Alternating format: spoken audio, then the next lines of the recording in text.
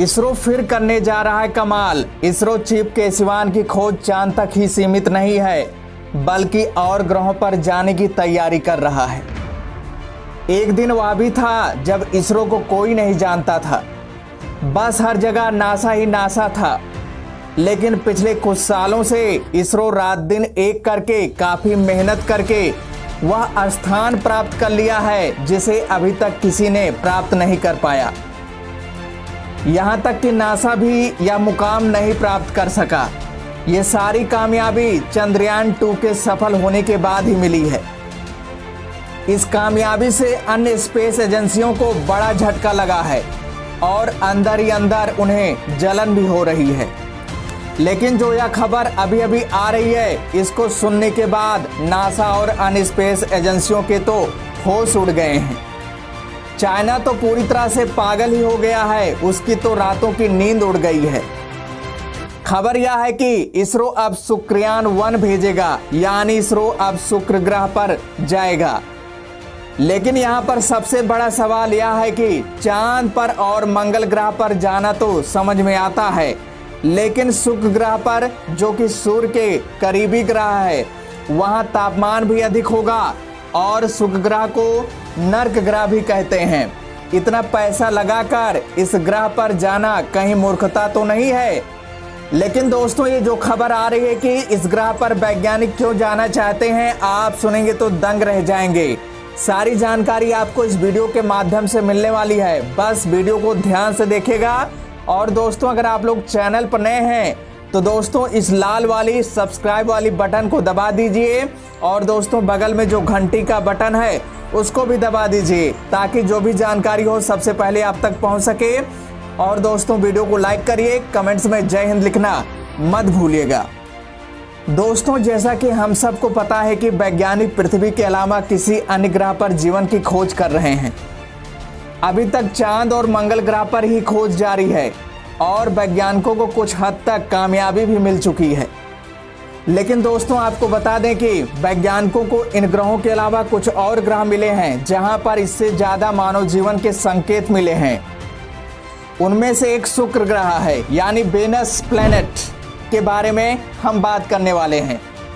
Venus planet के बारे में एक बड़ी कामयाबी वैज्ञानिकों के हाथ लगी है। जी हाँ दोस्तों, बहुत बड़ी खबर है। दोस्तों, अंतरराष्ट्रीय वैज्ञानिकों की टीम को सबसे करीबी ग्रह शुक्र यानी वीनस पर जीवन के संकेत मिले हैं। वैसे तो वीनस पर जीवन के लिए काफी नरकीय माना जाता है, क्योंकि यहाँ दिन में तापमान काफी अधिक रहता है जो शीशा को भी पिघला सकता है। यहाँ कार्बन डाइऑक्साइड की मात्रा भी काफ़ी ज़्यादा है। ऐसे में ये सवाल उठना लाजमी है कि इतना कुछ होने पर भी यहाँ जीवन के संकेत कैसे मिल सकते हैं। तो इसका जवाब यह है कि वैज्ञानिकों को इस ग्रह के वायुमंडल पर एक गैस मिली है जो वहाँ जीवन के संकेत दे रही है, और इसी गैस के कारण ही पृथ्वी पर भी जीवन संभव हुआ है। ऐसे भी संभावना है कि इस ग्रह के बादलों में सूक्ष्म जीव भी तैर रहे हैं। जो गैस मिली है उसे फास्फीन कहा जाता है, जो एक फास्फोरस और 3 हाइड्रोजन के कणों से मिलकर बनती है। दोस्तों, ब्रिटेन के वैज्ञानिकों ने जब शुक्र ग्रह के बादलों को टेलीस्कोप से देखा तो यहाँ फास्फीन देखकर वैज्ञानिक हैरान रह गए। उन्हें पता चला कि ग्रह के बादलों के ऊपर फास्फीन की मात्रा मौजूद है। शुक्र ग्रह के 50 किलोमीटर ऊपर मौजूद फास्फीन गैस की बात करें तो धरती पर इसका संबंध जीवन से होता है। ऐसा इसलिए क्योंकि पेंगुइन जैसे जानवरों के पेट में पाए जाने वाले सूक्ष्म जीवों से जुड़ा होता है, जहां ऑक्सीजन की मात्रा काफी कम होती है। आम भाषा में कहें तो पेंगुइन के पेट में जो बैक्टीरिया पाई जाती हैं, जो माइक्रो बैक्टीरिया पाई जाती हैं, वह ऑक्सीजन न होने पर इस गैस को उत्सर्जित करते हैं। इसे कारखानों में भी बनाया जा सकता है। तो ऐसे में वैज्ञानिकों के लिए इस सवाल का जवाब जानना महत्वपूर्ण हो गया है कि शुक्र ग्रह पर ना तो कारखाने हैं और ना ही वहाँ पेंगुइन है, तो फिर ये गैस वहाँ कैसे मौजूद है। कुछ वैज्ञानिकों का कहना है कि इन गैसों का अणु प्राकृतिक के जरिए बना हो सकता है।